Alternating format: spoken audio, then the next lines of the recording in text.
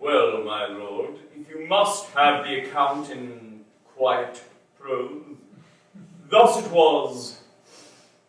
Phoebus one morning rose in the east, and having handed in the long-expected day, he called up his brother Hymen. I'm done with your rhapsody. I actually like it best in verse. There lived a lady in this land whose charms the heart made tingle. At church she had not given her hand, and therefore still was single. Keep the cross. I will, my lord. But I have repeated it so often in verse, I scarce know how.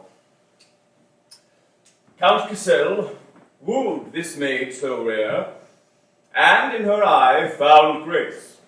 And if his purpose was not fair, No verse. it probably was base. I beg pardon, my lord, but the verse will intrude if, in spite of my efforts to forget it. It is as difficult for me at times to forget as 'tis for other men at times to remember. But in plain truth, my lord, the count was cruel, treacherous, forsworn. I'm astonished. And would be more so if you listened to the whole poem. Pray, my lord, listen to it. You know the family, all the parties? I will bring the father of the damsel to prove the veracity of my muse. His name is Baden, poor old man. The sire consents to bless the pair and names the nuptial day, when lo, the bridegroom was not there, because he was away. But tell me, had the father his daughter's innocence to deplore? Ah, my lord. And you must hear that part in rhyme. Loss of innocence never sounds well, except in verse. For the very night before, no prudent guard upon her, the count he gave her oaths a score, and took in change her honor. Moral! Then you who now lead single lives, from this sad tale beware, and do not act as you were wives, until you really are. Leave the room instantly. Yes, good Mr. Family Poet.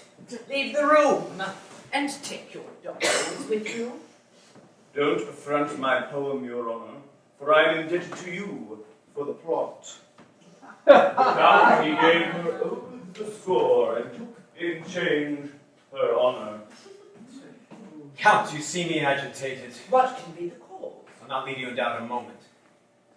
You are accused, sir, of being engaged to another woman while you offer marriage with my child. To only one other woman. What? What do you mean? My meaning is that when a man is rich, has traveled, and is no personal object of disapprobation, well, to have made vows to but one woman is an absolute slight upon the rest of the sex. Without evasion, sir. Do you know the name Baden? Oh. Was there ever a promise of marriage made by you to his daughter? Tell me plainly, sir, or must I make a journey to inquire of the father? No, he can tell you no more than I dare say you know already, and which I shall not contradict. Amazing insensibility! And can you hold your head erect while you acknowledge perfidy? The act is so atrocious! But nothing new. Yes, I hope it is new. What? Did you never meet with such a thing before? Well, if I have, I pronounce the man who so offended a villain. You are singularly scrupulous. I question if the man himself thought so. Yes, he did. How do you know? I have heard him say so. But he ate, drank, and slept, I suppose. Perhaps he did. And was merry with his friends, and his friends as fond of him as ever. Perhaps they were. And perhaps he now and then took it upon himself to lecture other men for their gallantries. Perhaps he did. Why then, after all, Baron, your villain is a mighty good, prudent, honest fellow, and I have no objection to your giving me that name. But do you not think of some atonement to the unfortunate girl? Did your villain atone? No. When his reason was matured, he wished to make some recompense. But in the end, his endeavors were too late. Then I should follow his example and wait till my reason is sufficiently mature before I think myself competent to determine what to do. And until that time, sir, I defer your marriage with my daughter. Oh, could you delay her happiness for so long? Why, my dear Baron, considering the fashionable life I lead, well, it may be 10 years before my judgment arrives to its necessary standard.